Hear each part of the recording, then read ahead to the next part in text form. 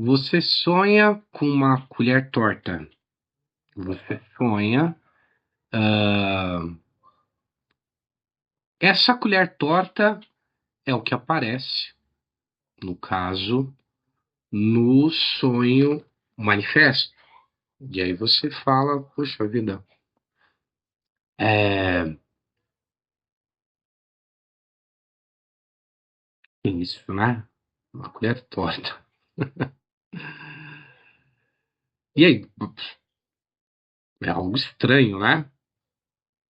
Algo foi manifestado no sonho e é no seu estado de vigília, ou seja, quando você acorda e lembra desse sonho, você lembra dessa colher. Isso que foi manifestado no sonho, essa colher torta.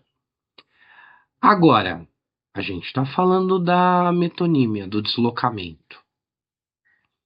A gente está falando que o deslocamento ele pega o que é central no pensamento latente. A metonímia ela torna o que é central no pensamento latente em algo periférico.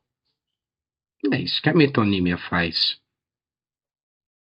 Torna algo central que está na outra cena, na cena do inconsciente, algo latente, torna isso periférico. O periférico, no caso, é a manifestação do sonho.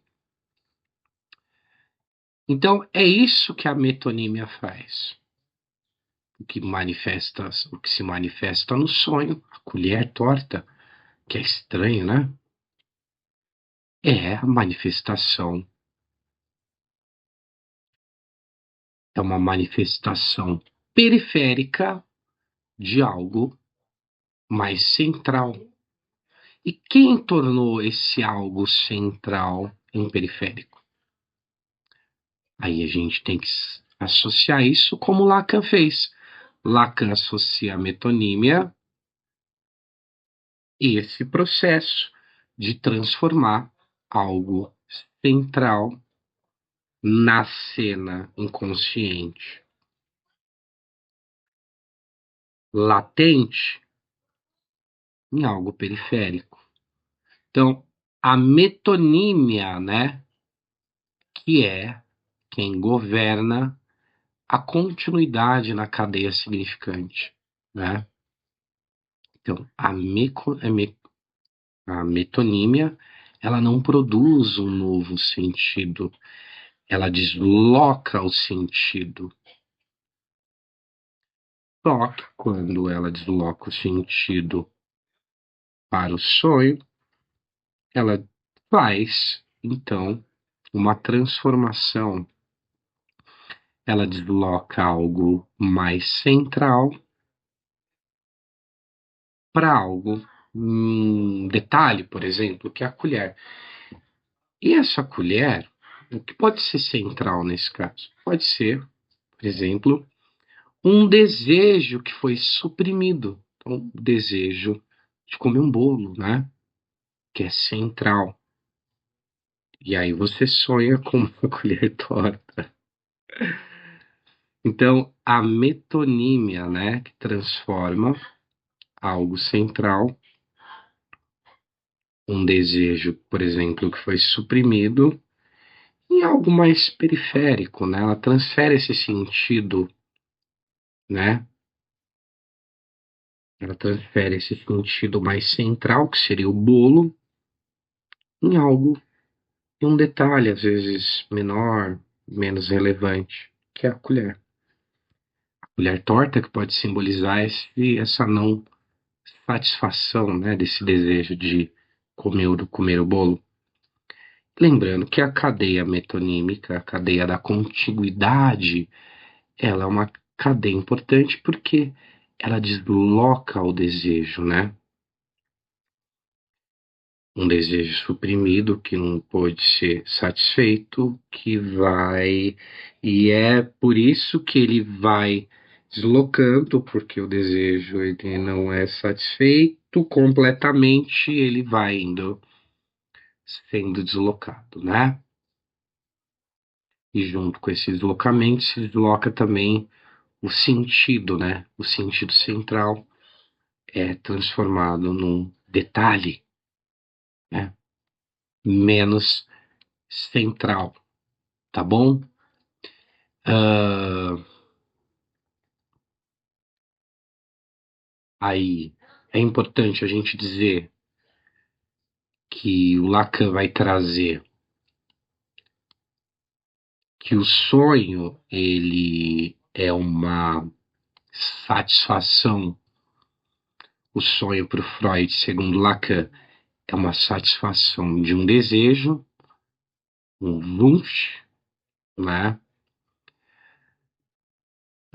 Lacan vai falar então dessa insistência do Freud no que o Freud chama de uh, outra cena psíquica.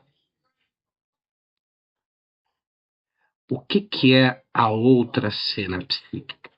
A outra cena psíquica é essa região do inconsciente, né? Essa região do inconsciente, que não é uma localização geográfica, né? Mas é uma região na medida que ela é tida como uma cena diferente, rigorosamente diferente da vigília, né? Do estado psíquico de vigília. Essa separação, então, entre vigília e outra cena inconsciente é importante para o Lacan porque são leis diferentes, né, que regem esses espaços, né? As leis que regem a condensação como lei e o deslocamento que regem esse funcionamento inconsciente, essas leis são diferentes das leis da significação consciente.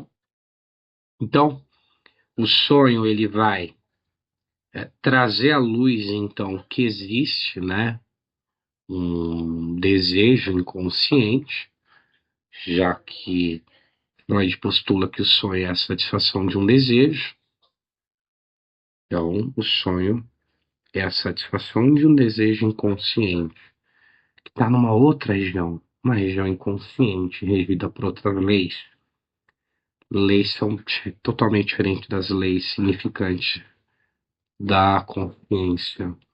Então, o sonho mostra, né? Traz à luz que existe essa outra região, que existe esse desejo inconsciente, e mais que isso, é necessário, então, também reconhecer esse desejo inconsciente e articulá-lo. Desejo inconsciente é importante, então, para Lacan, que ele seja reconhecido e articulado, porque uma vez que o desejo inconsciente ele é estruturado como uma linguagem, então ele só pode ser desenrolado, né? Esse desejo inconsciente, que é uma estrutura, que esse desejo está estruturado como linguagem, só pode ser desenrolado, então, através do discurso. Então, a articulação, né?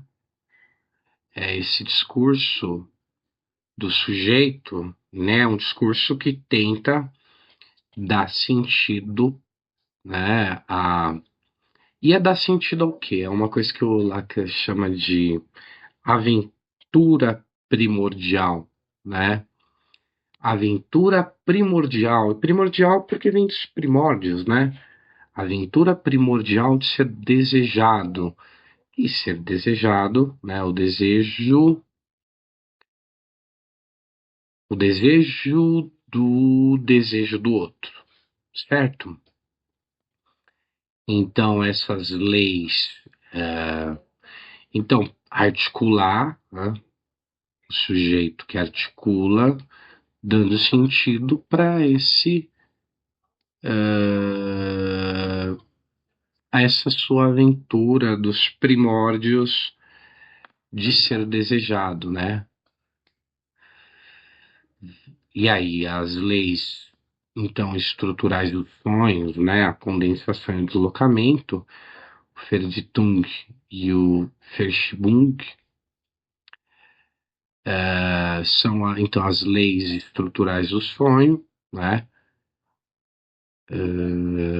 Essas leis estruturais dos sonhos, elas confirmam, então, que o sonho, então, ele é regido por as leis do significante, uma vez que essas leis estruturais chamadas condensação e deslocamento são leis de significante, né? O trabalho do sonho, então, faz a transformação de algo latente, né? De pensamentos latentes. Também vou mostrar essa lógica dessa estrutura envolvida na produção do sonho, né? Essa transformação de algo central e um detalhe, né? Como a gente usou aqui como exemplo a colher quebrada, mostra então que teve algo ali, né? O mecanismo do deslocamento envolvido nessa transformação, né? Então, o sonho ele é estrutural e tem leis que governam essa estrutura, a condensação e o deslocamento. Prova disso é essa manifestação partidária que se dá no sonho de algo mais central, esse detalhe, né? E isso se dá por conta da condensação, né? Do Verdichtung. Aliás, por conta do Verschiebung, né? O deslocamento, né? Que é Lacan metonímia. E aí esse discurso do sujeito, essa articulação do sujeito tentando dar um sentido à sua aventura primordial de ser desejado, esse discurso que é inconsciente, esse discurso ele vai estar repousando então no plano da verdade, né? Por que o plano da verdade? Porque é um plano que é distinto, né, da realidade da vigília, né? Dessa realidade lembrada dessa manifestação do sonho, de um detalhe menos central. Então, esse discurso ele vai, quando ele é articulado e quando se desenrola isso, ele vai estar no plano de verdade, né, num plano mais central. Ele sai do detalhe, né, que é apresentado nessa realidade da lembrança, na vigília, e vai para o plano mais central, um plano mais da verdade, que é um plano que tem um texto, né, a ser lido. Então, isso já mostra a importância, então, de reconhecer esse desejo inconsciente, também reconhecer a importância desse desejo articulado, né, que é distinto, então, dessa realidade partidária. E é importante porque esse desejo inconsciente articulado por esse sujeito, inconsciente, é o que vai levar, então, esse sujeito a ascender para essa verdade, né? Uma verdade que lhe é excluída na vigília, né? Bom, essa estrutura, então, chamada inconsciente, tem um funcionamento semelhante à fala. A fala a gente usa metáforas, metonímias, né? Então, o inconsciente no seu trabalho tem um funcionamento semelhante à fala, esse inconsciente no seu funcionamento amarrou algumas coisas, ideias, imagens, fez amarrações ali para produzir substituições, para produzir deslocamentos, né? E o discurso, essa articulação, o sujeito tentando dar um discurso, fazendo essa articulação,